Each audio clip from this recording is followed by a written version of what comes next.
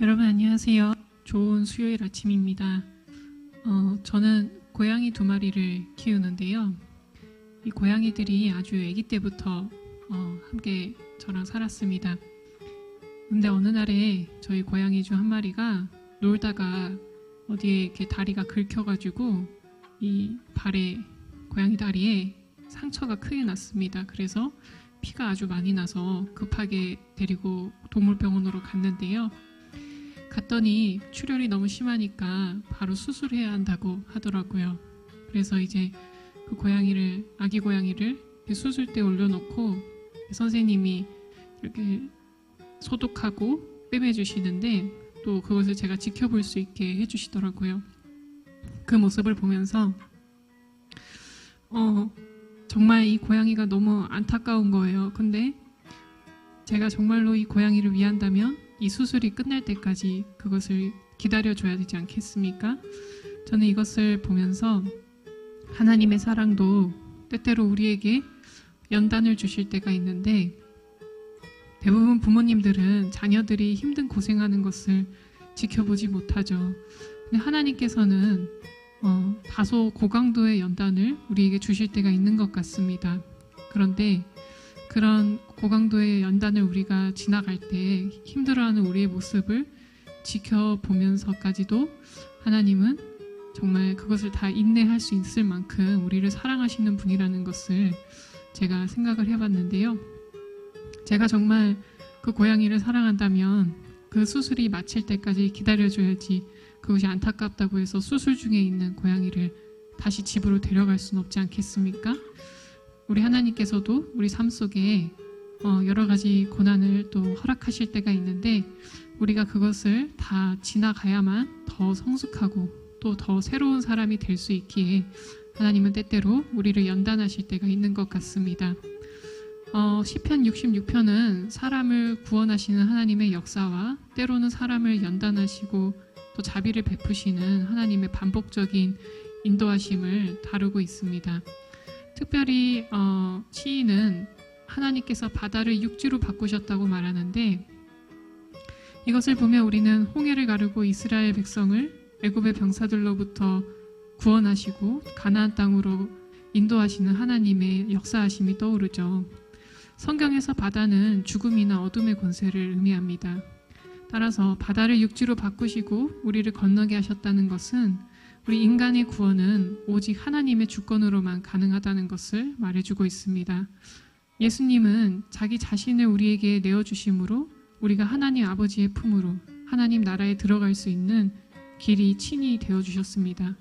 그렇게 자기 자신을 내어주심으로 길을 열어주신 구원의 길을 열어주신 우리 주님을 마땅히 찬양해야 하는 것이 맞겠죠.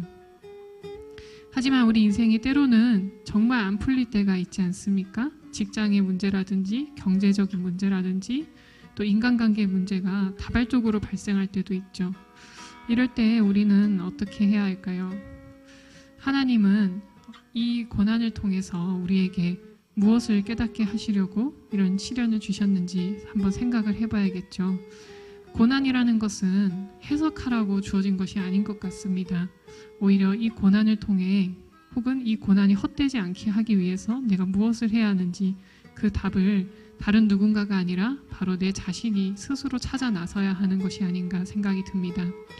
16절을 보겠습니다.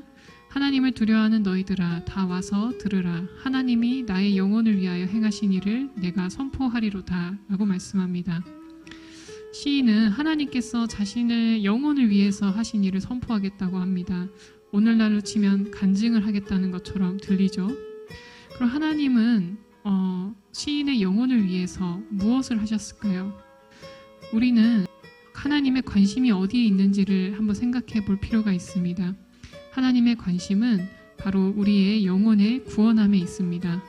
베드로 사도는 우리가 이 땅에서 인내하고 또 선을 행하면서 살아가는 이유는 믿음의 결국 곧 영혼의 구원을 받음이라고 베드로전서 1장 9절에서 말씀합니다. 그렇다면 하나님께서는 우리의 영혼이 구원을 받을 수 있도록 우리의 삶을 인도하신다는 것인데 그런 과정에서 하나님은 어떤 식으로 우리를 인도하실까요?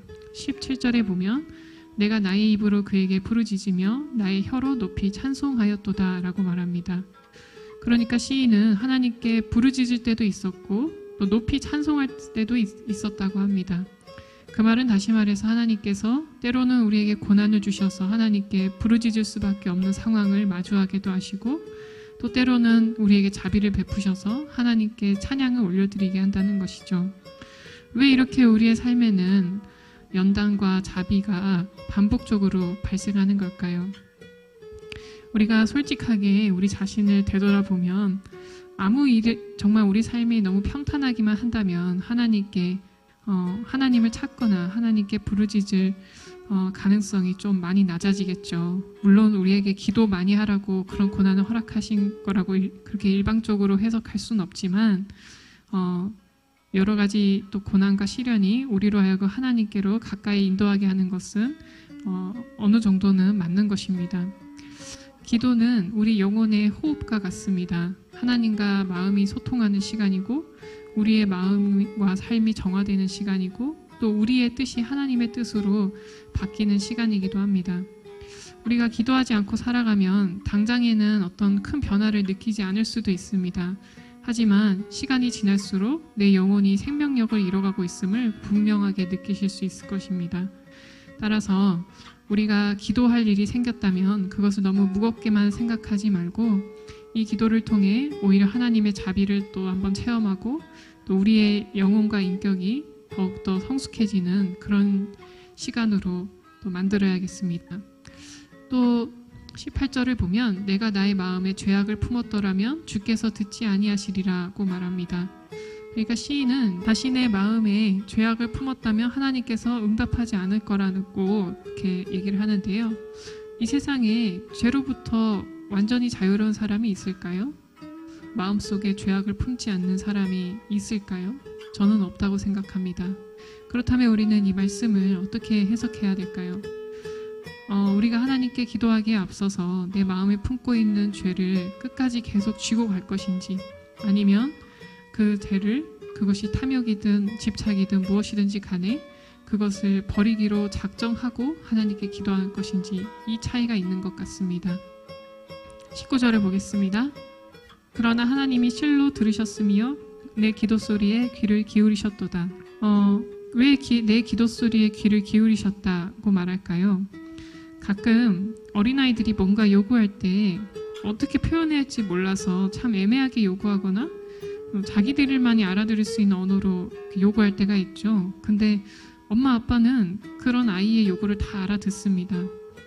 저도 이렇게 공간 지각 능력이 좀 떨어져서 이렇게 길을 설명할 때 잘 설명하지 못하는 그런 특징이 있는데요.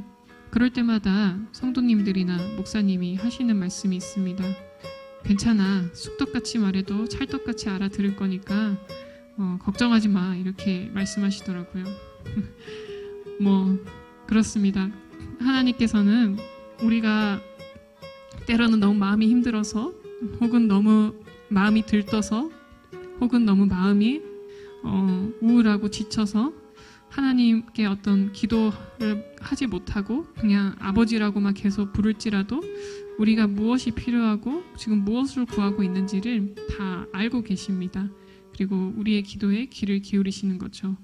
그래서 우리가 되도록이면 어떤 순간에든지 항상 쉬지 말고 기도하라 하지 않으셨습니까? 하나님께 기도하기를 망설이지 말아야겠습니다.